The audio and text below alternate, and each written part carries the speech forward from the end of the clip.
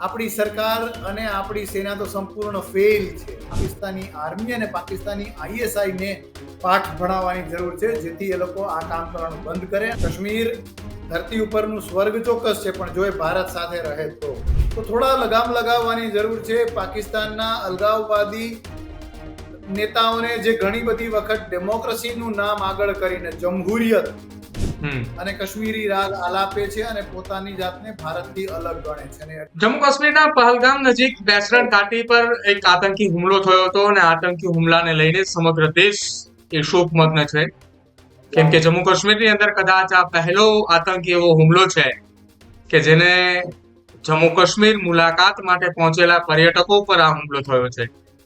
ઇતિહાસની અંદર એ કિસ્સાઓ દર્જ થતા હોય છે, ઘટનાઓ એક દર્જ થતી હોય છે.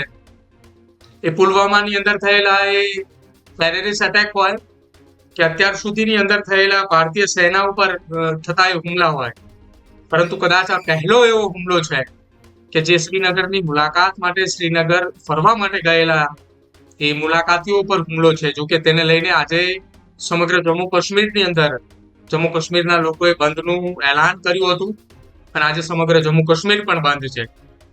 પરંતુ આખી આ ઘટના સમજવી છે કે કેમ વારંવાર આ પ્રકારના આતંકી હુમલાઓ થાય છે. વારંવાર આ પ્રકારના હુમલાઓ થાય ત્યારબાદ સરકાર એક્શનમાં આવે કે આર્મીને છૂટો દોર આપવામાં આવે ને ઘટના એવી બને કે એર સ્ટ્રાઇક થાય, સર્જિકલ સ્ટ્રાઇક થાય, પરંતુ તેમ છતાં આ પ્રકારની ઘટનાઓ અટકવાનું નામ નથી લેતી. મારી સાથે રિટાયર્ડ કેપ્ટન જયદેવ જોશી જોડાયા છે. સીધી જ વાત તેમની સાથે કરવી છે. જયદેવભાઈ, દર 3 મહિને 4 મહિને અથવા 5 મહિને આપણે એવી ચર્ચા કરવી પડે કે આતંકીઓનો જમ્મુ કાશ્મીરની અંદર એક હુમલો થયો ને હુમલાની અંદર દેશના જવાનો તો શહીદ થયા છે, પરંતુ હવે એ દેશવાસીઓ મોતને ભેટ્યા છે કે જે સ્વર્ગ નિહાળવા માટે ત્યાં પહોંચ્યા હતા. કદાચ હવે આવનારા 6 મહિના 7 મહિના સુધી ભારતનો નાગરિક જમ્મુ કાશ્મીર જવા માટે ગભરાશે કે હું જઉં કે કેમ.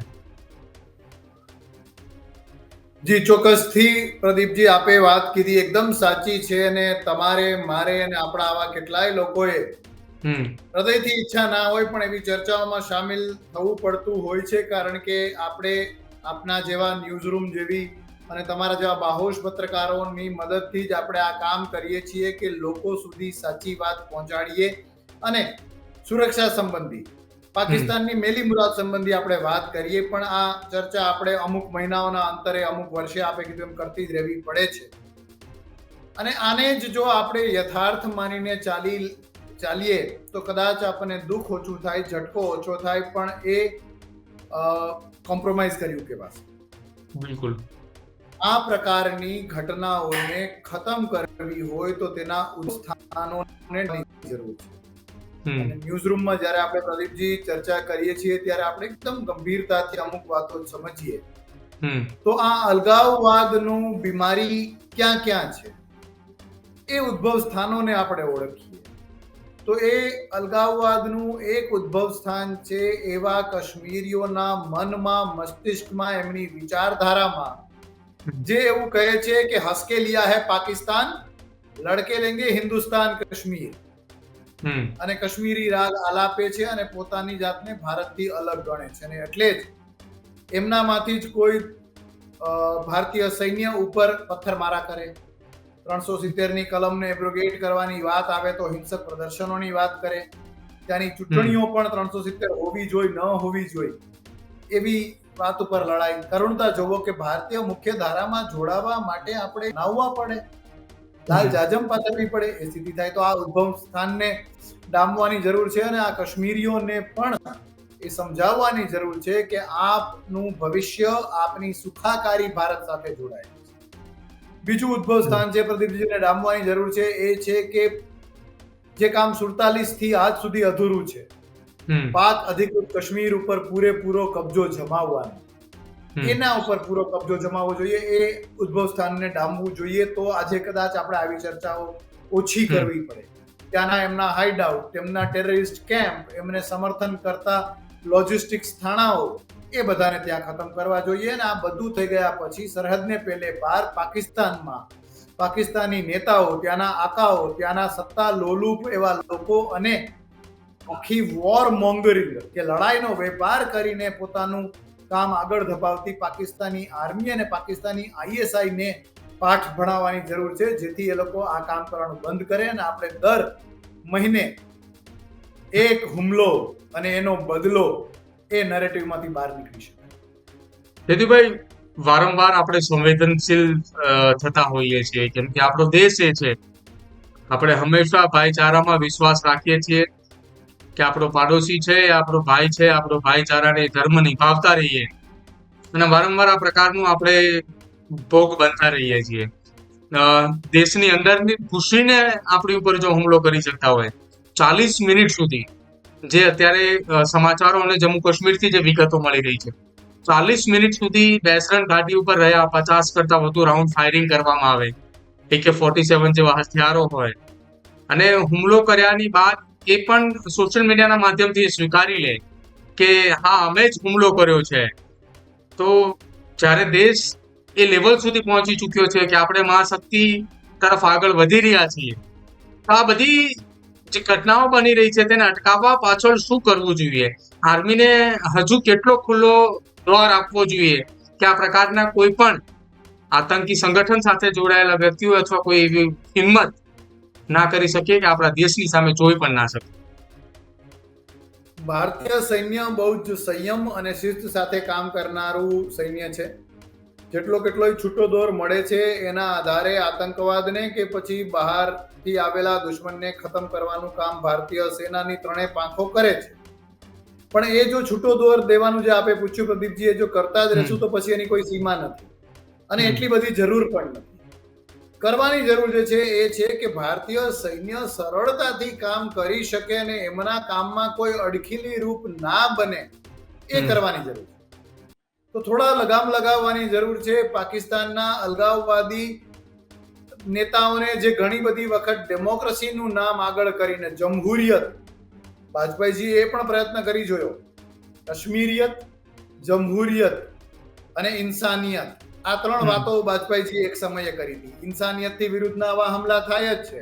જમહુરિયત, ડેમોક્રેસી પણ જાણે 370 કલમ રાખવી ન રાખવી એના ઉપર ચૂંટણી લડાય છે અને એને પણ ડિરેલ કરવાના પ્રયત્ન થાય છે. અને કાશ્મીરિયતની વાત કરીએ તો કાશ્મીર ધરતી ઉપરનું સ્વર્ગ ચોક્કસ છે, પણ જો એ ભારત સાથે રહે તો એનું ભવિષ્ય પાકિસ્તાન સાથે નથી. આ વાત ક્લિયર થવી જોઈએ, આ બધાને ક્લિયર થવી જોઈએ. તો આવા લોકોને જો રોકવામાં આવે, અને એના કરતા પણ વધારે, જે તમે શરૂઆતમાં એક શબ્દ વાપર્યો પ્રદીપજી આ બીજા પ્રશ્નના કરવામાં, કે આપણે ઘણી બધી વખત સંવેદનશીલ અને ઘણી બધી વખત આપણે બહુ મેચ્યોરિટીની ને એ બધી પ્રકારની વાતો કરવા માંગતા હોઈએ છીએ. તો જેટલો નુકસાનકારક આ વિદેશી આતંકવાદી છે, એટલા જ કદાચ નુકસાનકારક આપણી દેશની અંદર રહેનારા આપણા દેશવાસીઓ છે, જે એવું કહે છે કે આ તો રાજકારણ છે, આ તો ધાર્મિક વૈમનસ્ય માટે થયેલું છે, આના પુરાવાઓ શું? આપણી સરકાર અને આપણી સેના તો સંપૂર્ણ ફેલ છે, અમને પુરાવાઓ આપો કે આ કઈ રીતે થયું. અને આ બધી વાતો કરીને, ઓવર મેચ્યોરિટીની વાત કરીને, ઓવર ઇન્ટેલેક્ચ્યુઅલાઇઝ કરીને આવું ના કરવું જોઈએ. અમન કી આશા, જીત લો દિલ, કબૂતર ઉડાવવા, એ જ બધું જો કરતા રહીએ તો પછી નહીં ચાલે. યસ, આપણે એ પણ સ્વીકારીએ કે યુદ્ધ એ જ કલ્યાણ, એવો ખોખલો ઉન્માદ પણ ના ચાલે, પણ એની સામે સામે આવી સુફિયાણી વાતો પણ ના ચાલે. તો આ રીતે સૈન્ય, આતંકવાદ અને આતંકવાદમાં ખુવાર થનાર આવા નિર્દોષ લોકો, એમના ઉપર થતી રાજનીતિને ડામવાનું કામ એક, અને બીજું આવી સુફિયાણી, ફિલોસોફિકલ અને ઓવર ઇન્ટેલેક્ચ્યુઅલાઇઝ કરેલી વાતો કરવાનું જો બંધ કરીએ તો આપમેળે આપણે જેમ કહ્યું એમ સૈન્યને જે છૂટો દોર મળવો જોઈએ, જે સારું કામ મળવું જોઈએ, એ કરી શકાશે. જયદીપભાઈ, અત્યારે થોડી વાર પહેલા જ હું અત્યારે આપની સાથે જ્યારે ચર્ચા કરી રહ્યો છું ત્યારે બીજા ટેબની અંદર હું સમાચાર વાંચ્યા કે કેન્દ્રીય ગૃહમંત્રી અમિત શાહની એક હાઈ લેવલ બેઠક જમ્મુ કાશ્મીરની અંદર જે ગત મોડી સાંજે મળી હતી, એવી જ એક બેઠક આજે વહેલી સવારની અંદર પણ મળી.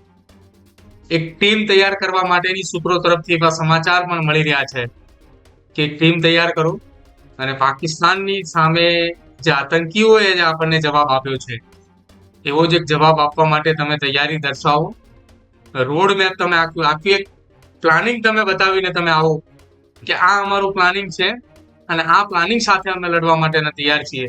જે પ્રકારે ભૂતકાળની અંદર આપણે કરી બતાવ્યું હતું સર્જિકલ સ્ટ્રાઇક અને એર સ્ટ્રાઇક, તો માહિતી એ પણ મળી રહી છે કે આ વખતે કદાચ કંઈક નવું પણ જોવા મળે, ન એ સર્જિકલ સ્ટ્રાઇક પણ હોય કે ન એ માત્ર એર સ્ટ્રાઇક હોય.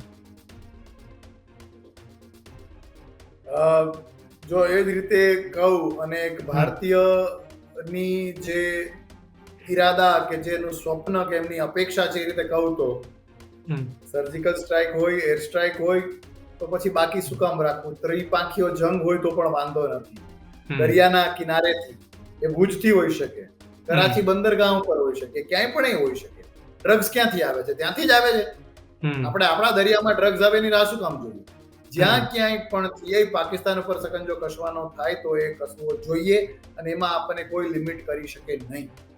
સાવ ખોટી લડાઈઓ, યસ, બધાને કારણો હોય છે ને બધાને રિસ્પેક્ટ સાથે. રશિયા અને યુક્રેન લડે છે શેના માટે? એના કરતા તો ઓછા કારણો તો કેટલી બાબતો હોય તો સમાધાન થઈ ગયું હોય, પણ એ ચાલે છે ને એમને રોકનાર કોઈ નથી. તો આપણે તો આપણી જમીન, આપણા લોકોને એમના જીવ માટે લડીએ છીએ, તો ચોક્કસપણે એમાં કોઈ મીનમેક ના હોવો જોઈએ ને એમાં આપણે ઓલ આઉટ તૈયારી સાથે જવું જોઈએ. જે આપે પૂછ્યું એ કે સર્જિકલ પણ હોઈ શકે, એર સ્ટ્રાઇક પણ હોઈ શકે, બીજું કંઈ હોઈ શકે અને ટીમને કામ સોંપવાનું છે, તો આ ટીમ છે એ પણ હાઇબ્રિડ ટીમ હશે. અત્યારે આપણે જે કરી રહ્યા છીએ ચીન સાથે ગલવાન થયા પછી, એ છે થિયેટરાઇઝેશન ઓફ કમાન્ડ. એટલે લડાઈનો એક ક્ષેત્ર અને એ ક્ષેત્રમાં જરૂરી દરેક ટીમ, ડિપાર્ટમેન્ટો અલગ હોય, રેજિમેન્ટો અલગ હોય, બટાલિયનો અલગ હોય, કેન્દ્ર સરકાર અને રાજ્ય સરકાર અલગ હોય, પણ એની એક હાઇબ્રિડ ટીમ બનાવવામાં છે અને સારા પરિણામ આપે. તો આવું કંઈ પણ કરવું જોઈએ. પોતાની જાતને કોઈ પણ વૈચારિક રીતે અથવા જો ને તો અથવા કંઈ કરશું તો પછી આવું થઈ પડશે અને વિશ્વ આપણને પ્રશ્ન પૂછશે, એવા આંતરિક મનની અંદરના સંશયોને પણ દૂર કરીને આપણે એક મજબૂત રિસ્પોન્સ આપવો જોઈએ. જ્યોતિભાઈ, આજે વિસ્તારની અંદર ઘટના બની છે, પહેલગામના બેસરણ ઘાટીની આસપાસ આ જે ઘટના બની, એ વિસ્તારની અંદર એવી પણ વાત છે કે ત્યાં આસપાસના વિસ્તારની અંદર અથવા એ ઘાટી ઉપર જવું હોય તો ત્યાં કોઈ વાહન નથી જતા, ત્યાં માત્ર ને માત્ર ઘોડા ઉપર બેસી અથવા ખચ્ચર ઉપર બેસીને ત્યાં જવામાં આવતું હોય છે. જોકે બીજી તરફ બહુ મોટો એક પર્વત છે, પહાડ ક્રોસ કરીને પેલી બાજુ જવામાં આવે તો એક મોટું જંગલ છે અને જંગલ ક્રોસ કરીને સીધું ત્યાંથી પાકિસ્તાન ક્રોસ થવાય છે. તો જ્યારે આ ઘટના બની તો એ ડિસ્ટન્સ કેટલું હોઈ શકે ત્યાંથી ઇન્ટરનેશનલ બોર્ડર સુધી માટેનું? યસ પ્રદીપજી, હું આપના પ્રશ્નો બહુ ઝડપથી જવાબ આપું. બિલકુલ. કારણે પણ એ ડિસ્ટન્સ કેટલું પણ હોઈ શકે, પણ જ્યાં સુધી આપણી પાસે પ્રાપ્ત પૂરતી માહિતી નથી ત્યાં સુધી હું એવું નહીં માનું કે આ બધા આતંકીઓ એક સાથે આવ્યા હશે, એક સમયે જ આવ્યા હશે અને જેવી રીતે આ ઓપરેશનમાં કે આ હમલા ષડયંત્રમાં ગયા આ રીતે ગયા હશે. અલગ અલગ આવ્યા હશે, અલગ અલગ રૂટ કદાચ લીધા હશે, હથિયારો અલગ રીતે આવ્યા હશે, બાકીની બધી માહિતીઓ અલગ આવી હશે. એટલે યસ, ડિસ્ટન્સીસ અલગ હોઈ શકે, ઓછા વધારે હોઈ શકે, પણ ભૌગોલિક પરિસ્થિતિ ત્યાંની એવી ચોક્કસ છે જ્યાં આપણે કેટલું કેમ ન કરી લઈએ, આપણા સૈન્ય કેટલું પેટ્રોલિંગ કેમ ન કરે, પણ તેમ છતાં છટકબારી ગોતીને પહોંચવું સહેલું તો ઘણી વખત હોય છે. બિલકુલ, આભાર સર અમારી સાથે જોડવા બદલ અને આખી આ કાશ્મીર મામલે ચર્ચા કરવા બદલ, અમારા દર્શકો સુધી માહિતી પહોંચાડવા બદલ. જય હિન્દ સર.